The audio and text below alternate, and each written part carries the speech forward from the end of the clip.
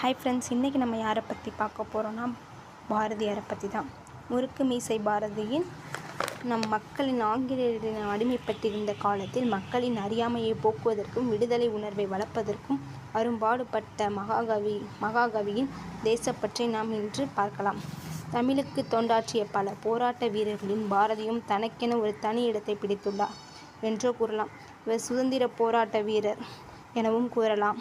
கவிஞர் மற்றும் பெண் விடுதலைக்காக போராடியவர் என்றும் இவரின் பணிகள் தமிழ்நாட்டின் எண்ணில் அடங்காது. பாரதியார் திருநெல்வேலி மாவட்டம் எட்டயபுரத்தில் பிறந்தார். டிசம்பர் மாதம் 11ஆம் தேதி 1882ஆம் ஆண்டு சின்னசாமி ஐயா மற்றும் இலட்சுமி அம்மாளுக்கு பிறந்தார்.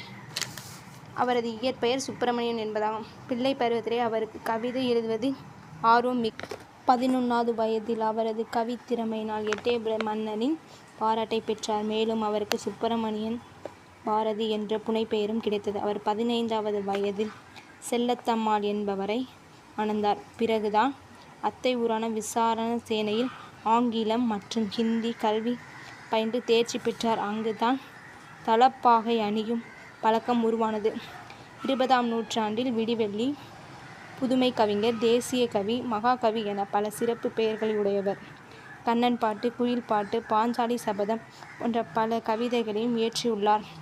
அச்சமில்லை அச்சமில்லை அச்சமென்பதில்லையே, சுமீறி வாழ்கிறேன் வீழ்கின்ற போதிலும் அச்சமில்லை அச்சமில்லை இல்லையே என்ற பாடலின் மூலம் விடுதலை உணர்வையும் உருவாக்கினார். பகவத்கீதையை தமிழ் மொழிபெயர்த்த பெருமையை இவரையே சாரும். மேலும் எட்டயபுரத்தில் அரசவை கவிஞராக இருந்தபோதும் அவரது பாடல்கள் 1903 நூலாக வெளிவர ஆரம்பித்தது. பின் மதுரை சேதுபதி பள்ளியில் தமிழாசிரியராக பணிபுரிந்து பின் மக்கள் பத்திரிகையில் வரும் செய்திகள் அனைத்தையும் நம்பி அறியாமையில் இருந்தபோதும் சுதேசமித்திரன் என்னும் பத்திரிகையின் மூலம் மக்களின் அறியாமையை நீக்கினார். பல மொழிகள் கைவந்தராகவும் பாரதியார் இருந்த போதிலும் யாமறிந்த மொழிகளில் தமிழ் மொழி போல் இனி ஏதாவது எங்கும் காணுவோம் என்றும் தமிழின் சிறப்பையும் எடுத்துரைத்தவர் பாரதி. ஆணாதிக்கம் அதிகமாக இருந்தபோதும் பெண் சுதந்திரத்திற்காக அரும்பாடும் பெற்றவர்.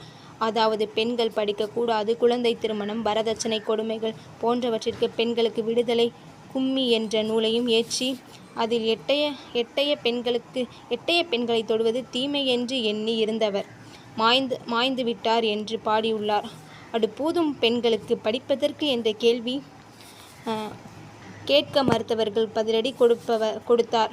வீட்டுக்குள்ளே பெண்ணை பூட்டி வைப்போம் என்ற விந்தை மனிதரின் தலை கவிழ்த்தார் என்ற வரிகள் மூலம் தனது கருத்தையும் வெளியிட்டார். இனப்பாகுபாடு, மத பாகுபாடு மற்றும் சமூக பாகுபாடு, ஏறத்தாழ்வுகள் போன்றவற்றிற்காக குரல் கொடுத்தவர் பாரதியார் ஆவார். 1921ஆம் ஆண்டு செப்டம்பர் மாதம் 11ஆம் தேதி மரணமடைந்தார். தன் தேசத்தையும் தமிழையும் உயிருக்கு இணையாக நேசித்தவர் கவி பாரதி. பாரதி மற்றும் பல தேச தலைவர்களின் வழியில் நாட்டையும் தமிழையும் காப்போம். உடல் மண்ணுக்கு, உயிர் தமிழுக்கு.